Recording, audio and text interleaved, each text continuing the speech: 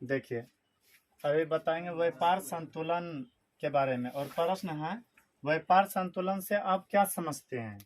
यह प्रश्न कई बार पूछा गया और इजी भी है, इसके बारे में जानना चाहिए। तो ध्यान दीजिए, थोड़ा समझने के लिए यह बात समझ में आना चाहिए कि आयात और निर्यात।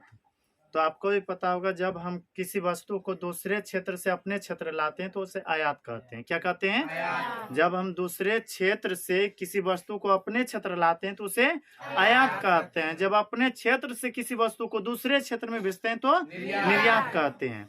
अब ध्यान दीजिए, आयात जब करेंगे तो हो सकता है उससे लाभ भी हो जाए, और निर्यात करेंगे तो हानि भी हो जाए। मतलब लाभ हानि होते ही रहते हैं।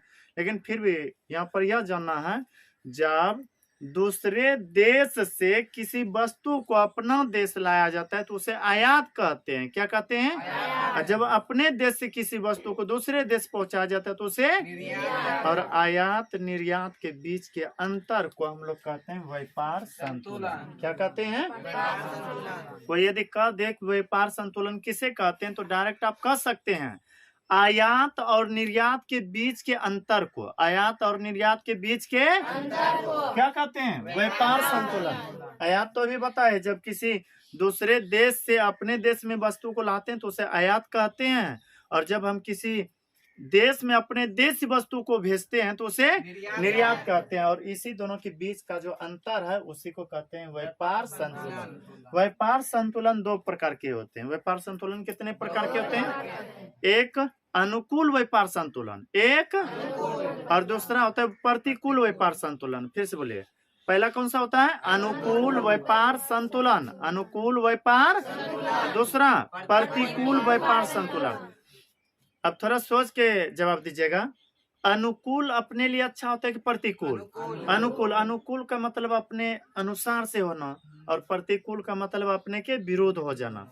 तो ध्यान दीजिए, व्यापार संतुलन दो प्रकार के होते हैं। व्यापार संतुलन, यदि हमें आयात निर्यात करने में फायदा हुआ तो उसे कहेंगे अनुकूल व्यापार संतुलन। क्या बोलेंगे?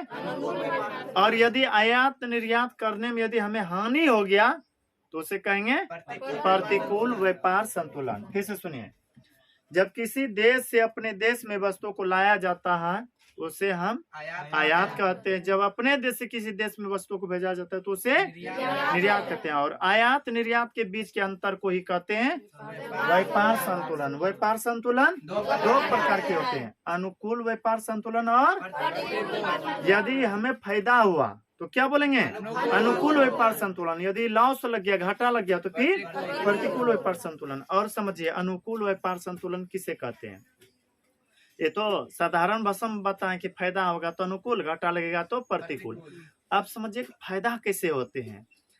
सोचिएगा, यदि हम कम कीमत में बेच दिए किसी वस्तु को, कम कीमत में और अधिक कीमत में खरीद रहे हैं। फिर से सुनिए, किसी वस्तु को हम कम कीमत पर बेच दिए हैं, कम कीमत पर बेचने का मतलब निर्यात करना, बेचने का मतलब, और अधिक कीमत पर हम खरीद रहे हैं, खरीदने का मतलब आयात करना। बोलिए, लॉस होगा कि प्रॉफिट?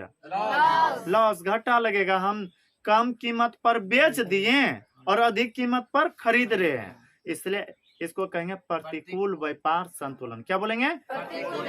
फिर से सुनिए, यदि कोई कहे कि प्रतिकूल व्यापार संतुलन किसे कहते हैं तो कहिएगा, जब हम कम कीमत पर वस्तु को बेचते हैं, जब हम कम कीमत पर वस्तु को और अधिक कीमत पर वस्तु को खरीदते हैं तो इसे कहते हैं प्रतिकूल व्यापार संतुलन। और जब हम, सोचिए फायदा कब होगा?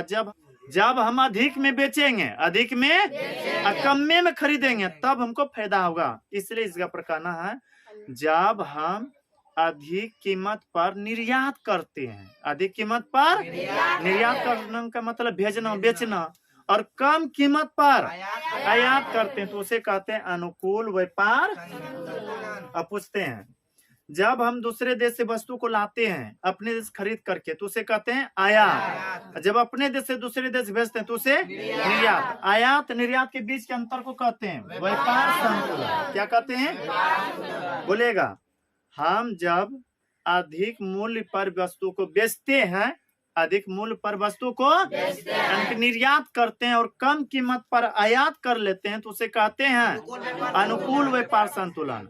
और जब हम कम कीमत पर बेचेंगे, कम कीमत पर निर्यात करेंगे और अधिक कीमत पर आयात करेंगे तो उसे कहते हैं प्रतिकूल व्यापार संतुलन। यह बात समझ में आया? फिर से बोलेगा एक बार।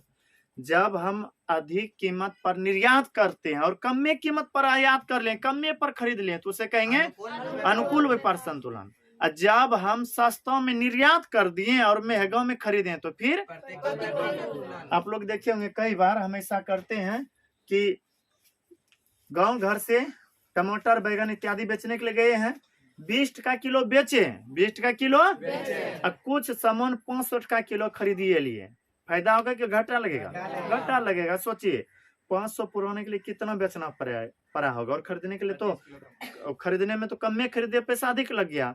लेकिन सोचिए यदि हम 1 किलो कुछ बेच दें और 1 किलो से हमें 10 किलो मिल जाए तो वो अच्छा होगा, मतलब वैसा कहलाएगा अनुकूल व्यापार संतुलन। लॉस होगा तो क्या? अनुकूल के प्रतिकूल, यानी कि घाटा लगेगा तो प्रतिकूल, लाभ हुआ तो अनुकूल। बस।